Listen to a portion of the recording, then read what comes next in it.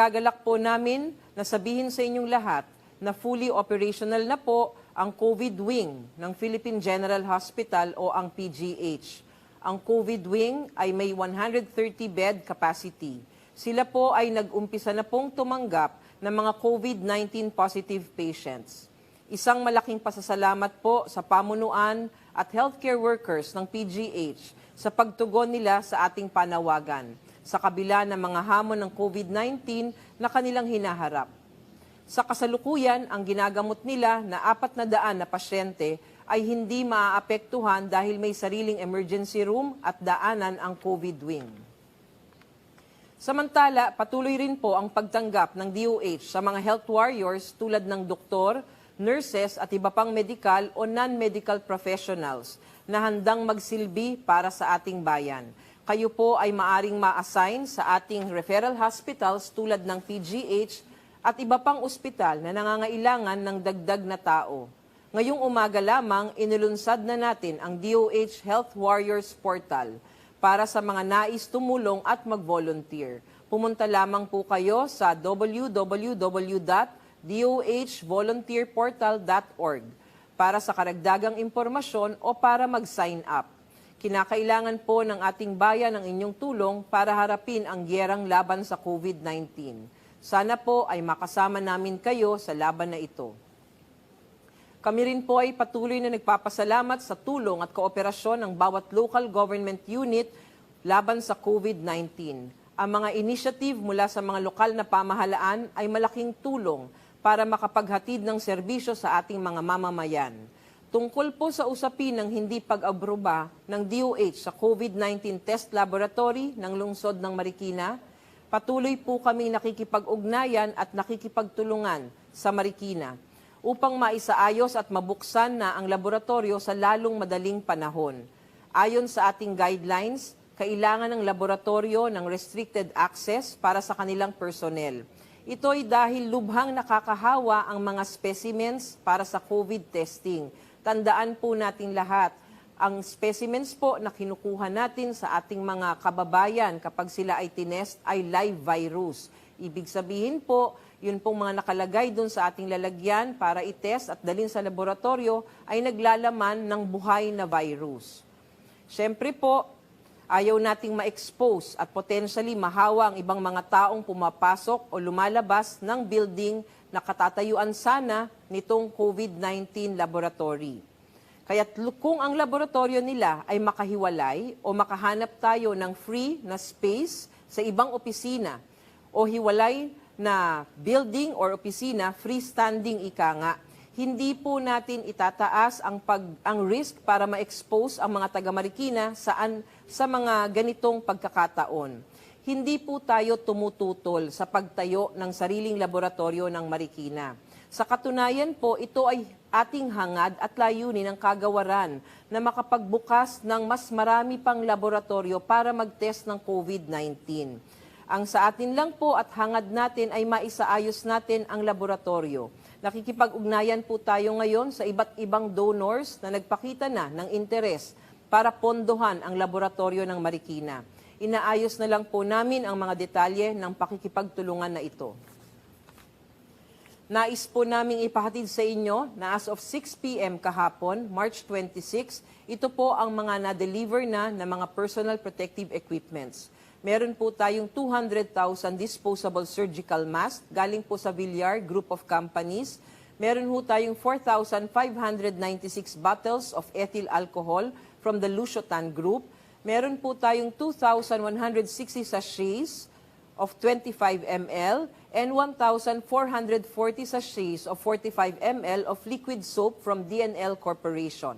Inaasahan din po natin ang pagdating sa mga susunod na araw ng 450,000 face mask mula kay Jackma. Meron din po tayong pinadala na 10,000 test kits sa RITM galing naman po sa Golden Topper. Kami po ay umaasa ng mga activated subnational reference laboratories natin, ang San Lazaro Hospital, Vicente Soto Memorial Medical Center, Southern Philippines Medical Center at Baguio General Hospital ay mabibigyan ng sertipikasyon ng RITM ngayong araw na ito. Ang 4 na laboratoryong ito ay kayang magsagawa ng 80 hanggang 160 test kada araw. Ang bawat laboratorio ay nabigyan na ng initial na 5,000 test kits bawat isang laboratorio. Meron na rin pong 30 pampubliko at pribadong laboratorio sa buong bansa na nagpahayag na ng intensyon nila na maging COVID-19 testing laboratory. Bilang unang hakbang, pinadala na sila ng DOH ng self-assessment tool na dapat nilang i-accomplish upang siguraduhin ang kakayahan at kapasidad na makapagbigay ng accurate tests. Ilan sa kanila ay pinuntahan na ng DOH upang i-validate ang kanilang self-assessment. Ito ay ang mga St. Luke's Medical Center sa Quezon City, ang St. Luke's Medical Center sa Global City, Makati Medical Center, The Medical City, Armed Forces Research Institute for Medical Sciences, Western Visayas Medical Center at Bicol Public Health Laboratory. Kami po ay umaasa na matutugunan na ng mga laboratoryong na-assess ang kanilang mga kakulangan upang makapagsimula na silang mag-test ng COVID-19 sa lalong madaling panahon. Kahapon, nakipagpulong po ang Kagawaran ng Kalusugan kasama ang Philippine Tuberculosis Society Incorporation na siyang nagmamay-ari ng Quezon Institute. Napag-usapan dito ang pagkakaroon ng community quarantine facility sa Quezon Institute. Sila ay magsisilbing isa sa mga pasalidad para sa mga kasong positibo sa COVID-19 na asymptomatic o di kaya ay may mild symptoms. Bilang karagdagan, ang Philippine Red Cross ay magtatayo din ng mga tents sa Quezon Institute para sa mga patients under investigation na may mild symptoms o di kaya walang simptomas ngunit kailangang bantayan. Ang DOH ay nakikipag-ugnayan na sa mga ahensyang ito para sa pagbubukas ng Quezon Institute sa susunod na linggo. Ipinapaalala namin na ang mga pasyente na tatanggapin lamang sa Quezon Institute ay ang mga ire-refer lang ng ating mga rural health units galing sa iba't ibang cities or munisipyo at ang mga referred galing sa mga ospital dito po sa National Capital Region. Ang mga pasyenteng ito ay dapat na walang simptomas o may mild symptoms lamang. Dahil kung tatandaan nyo po, yun pong may mga severe na simptomas at mga vulnerable population natin ay sa ospital natin sila pinapadala. Ngayon pong March 27, 2020, meron po tayong naitala na 96 new cases ng COVID-19 positive patients as of 4 p.m. today. Ang total po ng COVID-19 positive cases natin sa bansa ay 803. Nasa 791 naman po ang kabuuan ng mga nag-test na at lumabas na negatibo sa COVID-19. Ang ating total number of recovered patients ay umabot na sa 31, samantalang ang ating mga kababayan na pumanaw ay 54 na po. Kami po ay taus-pusong nakikiramay sa mga pamilyang naulila ng ating mga yumaong kababayan. Katulad ng sinabi ko ng Miyerkules, huwag po nating ikagulat ang patuloy na pagtaas ng bilang ng mga COVID-19 positive cases. Buhat po ito ng pagdami ng ating mga nasusuri dahil nag-expand na po at nag-extend ang laboratory capacity natin at meron po tayong sufficient na testing kits. Ngunit wag din naman po tayo maging kampante at tumigil sa mga pagsunod sa mga guidelines para hindi tayo mahawa at hindi rin tayo makapanghawa ng COVID-19. Hindi po porkin sinabi ng artificial rise ay hindi talaga umaakyat ang mga kaso. Maaring umakyat pa rin po siya, ngunit nagkakasabay-sabay lang po ang pag-confirm natin ngayon dahil nagiging stable na ang ating laboratory testing capacity. Tayo po ay babalik makalipas ang ilang minuto para sagutin ang mga katanungan galing sa social media at mga media partners natin. Ipa-flash din po namin sa inyong mga monitor ang update sa certification ng ating mga laboratorio.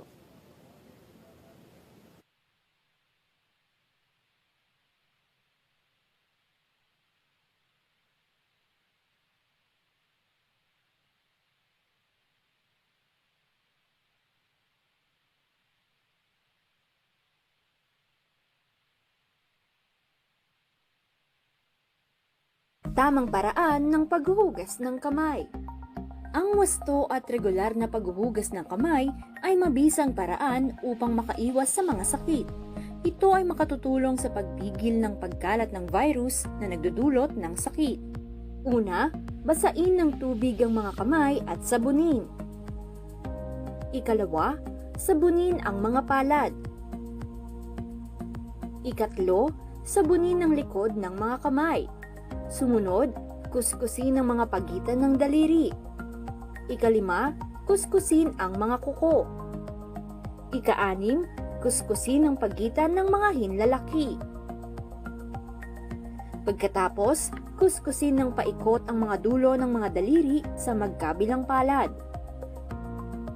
At panghuli, banlawang mabuti sa malinis na tubig at patuyuin ang mga kamay gamit ang single-use towel o air dryer. Todo laban kontra Coronavirus Disease 2019.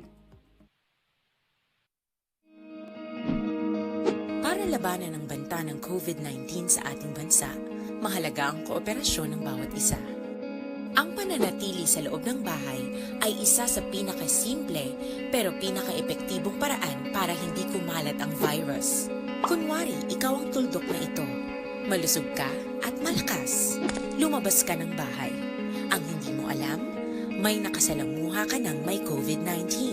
Tandaan, mahirap malaman kung sinong may virus, pero madali itong maipasa sa iba. Pwedeng naipasa na pala niya ang virus sa iyo nung umubo siya, o bumahin.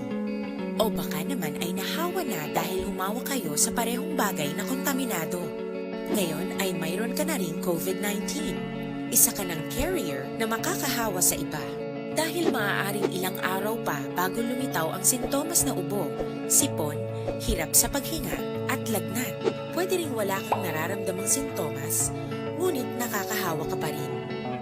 Pag-uwi mo sa bahay, maaari mong mahawahan ang iyong pamilya. Kasama na rito ang lolo at lola mo o ang mga magulang mo na may edad. Sila ang may pinakamahina na depensa laban sa virus. Ang mga may sakit sa puso, diabetes, high blood, at iba pang pre-existing conditions at mga buntis, mahina ang panlaban sa COVID-19. Kapag na-infect ang taong mahina ang immune system, posibleng magkaroon siya ng malalang karamdaman at kailanganing dalhin sa ospital. Sa patuloy na paglabas ng bahay at pagpunta sa pampublikong lugar, tinatayang maaari kang makahawa ng 3 pang tao at sila makakahawa ng mas marami pang iba.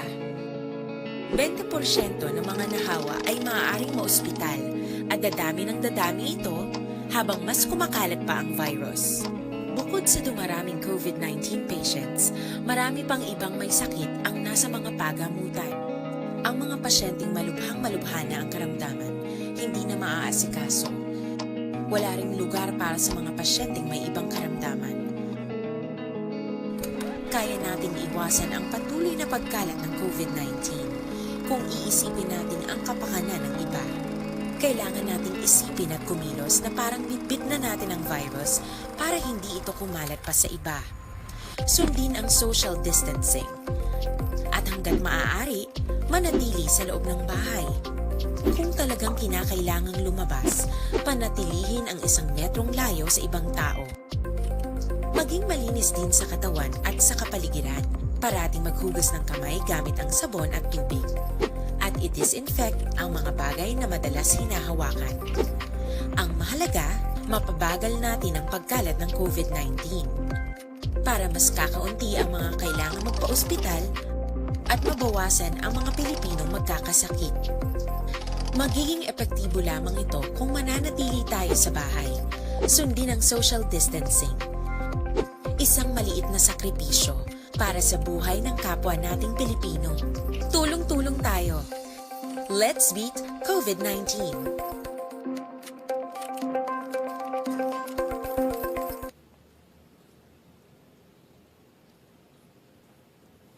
Andito po tayo muli sa Beat COVID-19 Virtual Presser at sasagutin na natin ang ilang mga katanungan na kalap natin.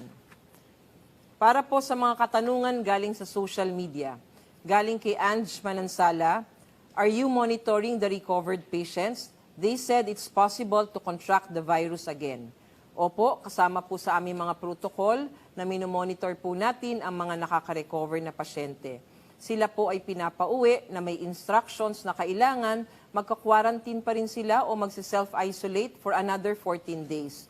Ito po ay para makasiguro tayo na hindi na po babalik o hindi kaya ay hindi po sila makakapanghawa kung sakasakali nga po na totoong merong reinfection. Kasi katulad nga po ng sabi natin, wala pa hong malawak na ebidensya para makapagsabi kung talagang may reinfection o wala. Kaya tayo ay nagsisiguro na dapat lahat ng recovered patients magsi-self-isolate pa rin ng another 14 days kapag sila ay nakapag-discharge na sa ospital. Galing kay Arch Garcia, how do you reconcile those tests conducted outside the jurisdiction of DOH? Are those counted in the official statistics considering that some are using other kinds of test kits?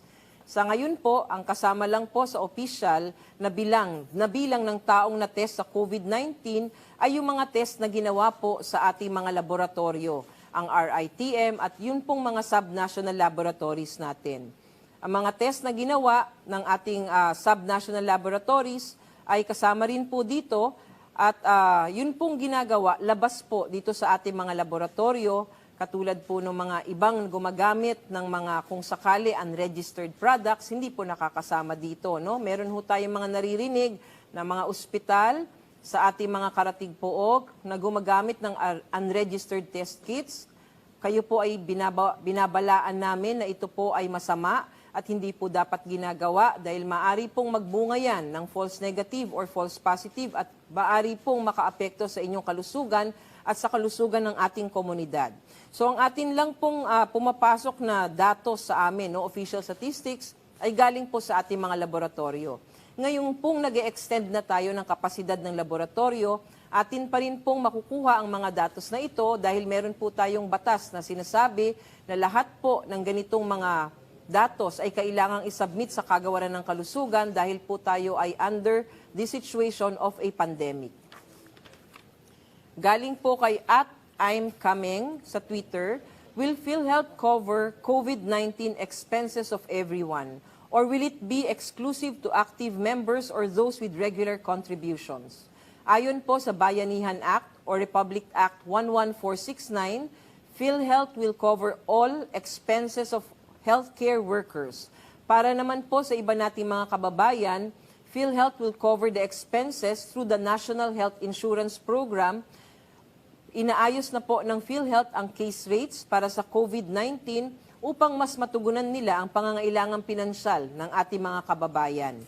Para sa karagdagang impormasyon, tumawag po kayo sa hotline ng PhilHealth sa 8441-7442.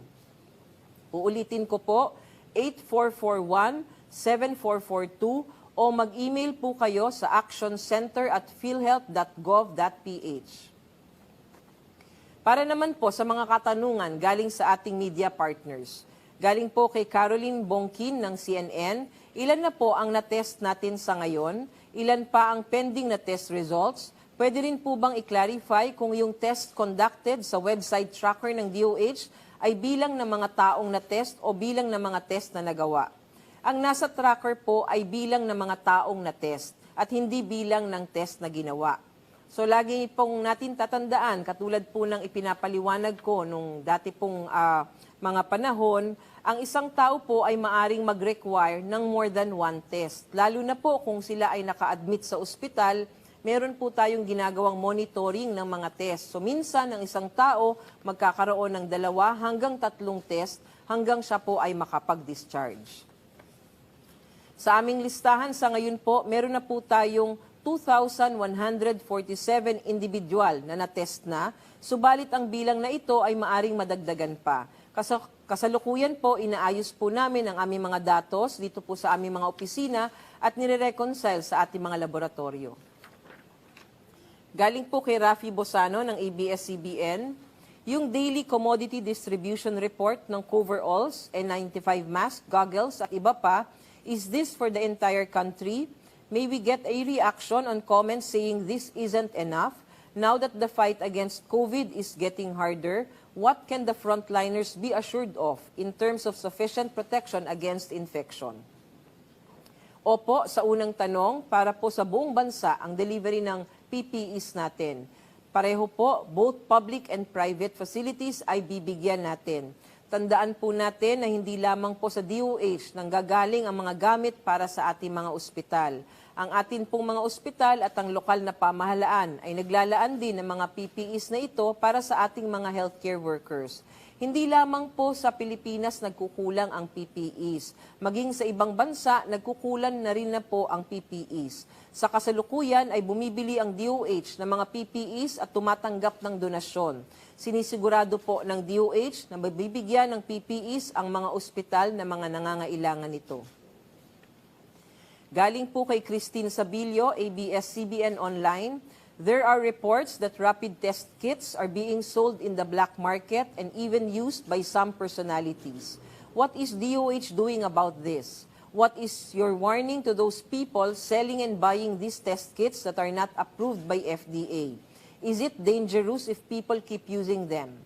Illegal po yan. Katulad ng sabi ko kanina, yun pong hindi mga rehistrado ng Food and Drug Administration ay hindi po legal. Ibig sabihin po, maaring makasama sa inyong kalusugan dahil maaring magbigay po ng false negative or false positive na test at maaring ikapahamak nyo at ng inyong pamilya o di kaya ang inyong komunidad. Per FDA Advisory number 2020-447, wala pang aprobadong point of care or instant COVID-19 test kits. Sa mga taong nagbebenta nito, kayo po ay lumalabag sa batas at ito ay may katapat na kaparusahan. Sa mga tao naman pong bumibili ng mga ganitong testing kit, nais ko pong ipaalam sa inyo na wala pong kasiguruhan na epektibo ang mga ito at maari pa itong magdulot ng hindi magandang epekto sa inyong kalusugan at sa kalusugan ng ating komunidad. Galing po kay Sheila Crisostomo ng Philippine Star, who determines if a person who doesn't belong to the vulnerable category for COVID-19 is a patient under investigation or not. He is manifesting symptoms but isn't sure about exposure to an infected individual. What authority should decide if he is a PUI and therefore should undergo quarantine? Currently, those who are not vulnerable are being discouraged from going to the hospital for mild symptoms to decongest hospitals and prevent hospital-acquired infection. Ang mga nagdidesisyon po kung sino po ang pupunta sa ospital at hindi base sa ating protocol ay dapat manggaling sa ating mga doktor o kaya yung ating mga healthcare workers. Ang sinasabi po namin sa inyo kung kayo po ay nagkakaroon ng mga ganitong simptomas at hindi kayo sigurado kung kailangan nyong pumunta sa ospital o hindi, maaari nyong bisitahin ang ating mga primary care facilities o ang ating mga rural health units o di kaya yung inyong outpatient na medical clinic ng doktor nyo. Ayaw po namin at hindi namin nire-rekomenda na pumunta sa ospital. Kayo, ang ating mga may sakit para hindi na po mahawa pa dun sa ospital na maraming tao.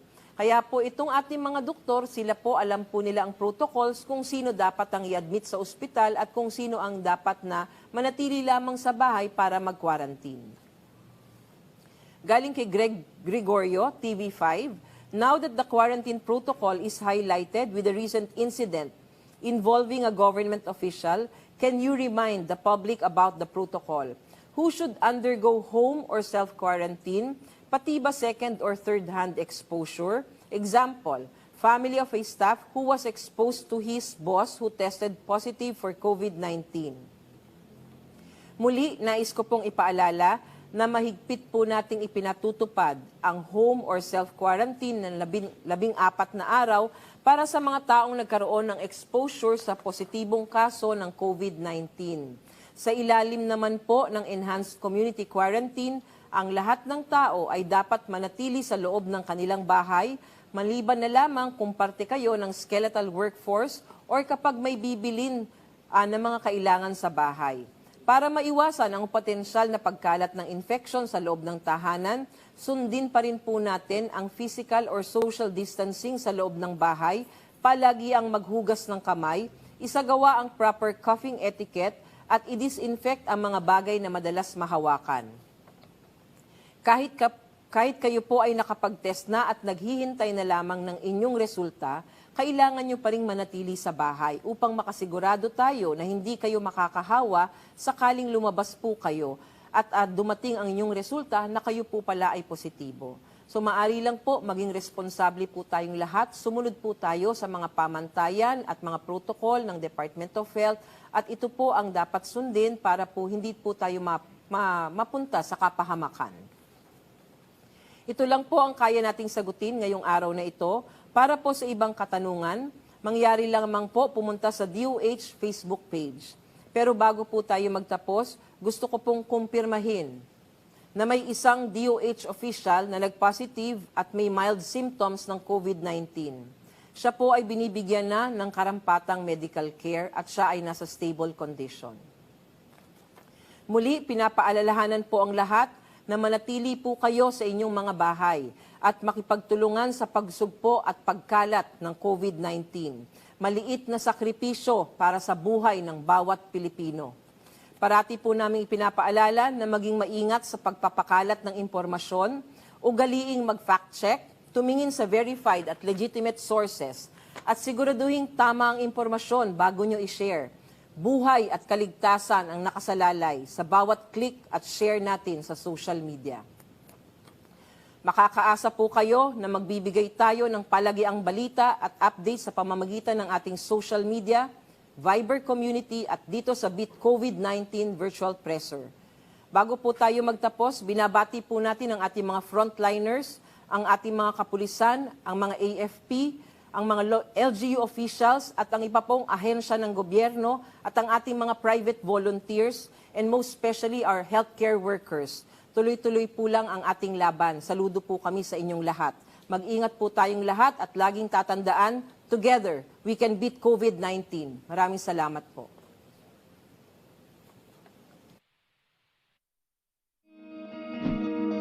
Para labanan ang banta ng COVID-19 sa ating bansa, mahalaga ang kooperasyon ng bawat isa. Ang pananatili sa loob ng bahay ay isa sa pinakasimple pero pinaka-epektibong paraan para hindi kumalat ang virus. Kunwari, ikaw ang tuldok na ito. Malusog ka at malakas. Lumabas ka ng bahay. Ang hindi mo alam, may nakasalamuha ka ng may COVID-19.